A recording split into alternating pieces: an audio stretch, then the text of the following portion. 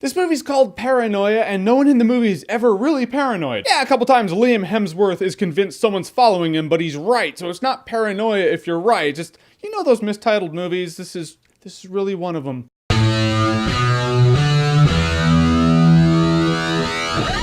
Generic Conveniences, the movie. Or for the sake of being PC and accurate, Paranoia. So Paranoia stars Liam Hemsworth, that's Chris Hemsworth's brother, and he plays this entry-level tech guy in this company run by Gary Oldman. Then he gets canned and Gary Oldman's like, okay, now that you're fired, I'm gonna hire you to infiltrate Harrison Ford's company, in which case you're gonna steal tech from him and show me what he's doing so I can steal it. Could be interesting, right? It's not, though. This movie really is a mess, and everything in this movie is so convenient and nothing suspenseful at all. Even how Liam Hemsworth is recruited is bullshit. He gets fired from Gary Oldman's company. They still have the company card, so he's like, all right, everyone, let's go spend 16 grand in this club and just live it up for the night, have a good time. And he meets the hot chick in this movie and they bang that night. She's classy. She's a lady like that. And Gary Oldman's like, technically speaking, you stole from me, so I'm gonna report you. You're gonna go to prison or you're gonna help me infiltrate Han Solo's company and steal his tech. Which is fine, but then he has this whole speech for him where he's like, you work for me for a purpose. You want to aspire to be better than your father, and it's true. And after that, he's like, do you know why you went to that club that night? Because you want to know how our side lives. You can be part of our side. Is that a positive though? I'm pretty sure if I were Gary Oldman, I'd be like, all right, you going to that club and spending all that money after being fired shows me that when the chips are down, you're gonna give in to your basic human instincts and urges. I just don't want someone that unstable and that emotional to be the one who infiltrates this company. The fact that he even saw it as a positive reminded me of Ted when Ted's all like, cause you got your wife's box on my breath. Then the manager who's interviewing him for the job's like, talking to me like that takes guts.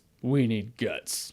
You're hired. It's just absurd. It's ridiculous. I'm like, it's dumb. And that's not the only convenience. This movie has so many conveniences, in which case they just write their way out of it. Example, he's gonna have to steal tech. Tech's gonna be in a vault. What's in a vault? Well, passcodes and thumbprints and shit like that you can't get past. But Hemsworth has to get past it. It's like the writer of this movie's like, how would he get past it? Well, if only they used an app for thumbprints rather than an actual thumbprint. That would be easy. Okay, we're gonna have people in this movie use an app for thumbprints so he can hack it and use it. Convenient and done. If you're gonna make a generic espionage movie, at least don't be that lazy. The romance in this movie I didn't buy. I'll tell you what romance I did buy more than the actual romance between Liam Hemsworth and that one chick he banged in the bar, who's now playing hard to get after he nailed her the first night he met her. It's like, too late, dude. Or chick. Now you're just being a cock tease if you play hard to get after he's already gotten you. In any case, the dude who played Havoc from X-Men First Class starts dating this nerdy chick he's worked with. They all got fired together, so they all bond. For some stupid reason, I was more invested in their relationship that you see like twice in the movie than the actual romance relationship that's supposed to be in the forefront of the movie. Gary Oldman and Harrison Ford, they try their best in this movie, and there's this one scene where they're sitting down and they're, you know, doing their evil CEO speak. They're all like, I'm gonna steal your tech. Yeah, well, I'm gonna buy all your shares and bury you under the company. You can tell what they really want to say. Harrison Ford wants to be like, we're in this movie because Star Wars Episode 7 doesn't come out for a couple more years. Episode 7's too far away, apparently. Best part of the movie by far is when Victor Von Doom from the shitty Fantastic Four movies is gonna kill Liam Hemsworth. Hemsworth decks him and then runs away all like, If I were Hemsworth, that would be my main concern right there. Not the fact that I'm probably gonna die, not the fact that these really powerful people are gonna snuff me behind a dumpster or something, but the fact that the security cameras certainly picked me up running like that, and that's gonna go viral on YouTube. Titled, Dude Runs Away Like a Fairy Princess After Almost Getting Killed. I'd watch that video. I would favor and like and comment on that video. Just comment like, hey Von Doom, if you want to catch him, leave the tooth that you just lost from him decking you under your pillow. He'll come that night. The movie has no suspense whatsoever. The scene where he's breaking into the vault, spoiler alert,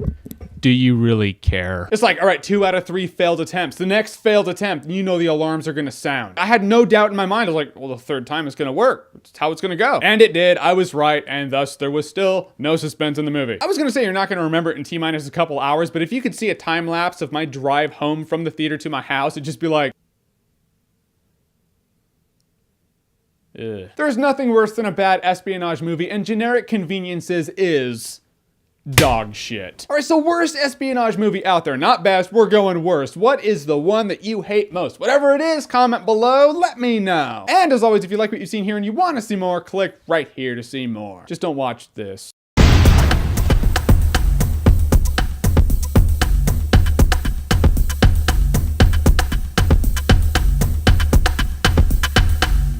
Another spoiler alert, but this is just what I think of. At the end of this movie, all the companies fall and Liam Hemsworth starts his own company, and the chick who now hates him, the main chick, comes to him and he's like, well, I'll give you share options if you work for me. And she's like, you gotta do better than that. I just wanted him to be like, okay, how about the fact that no one will hire you because your name is tarnished because you were a higher up and a producer in a company that got seized by the FBI? So you really have no options. So how's $7.50 an hour, no shares? You still want to be cute and negotiate? No? Okay, that's what I thought. Don't be an asshole. But hey, that's just me. It would at least show that he learned something from the experience.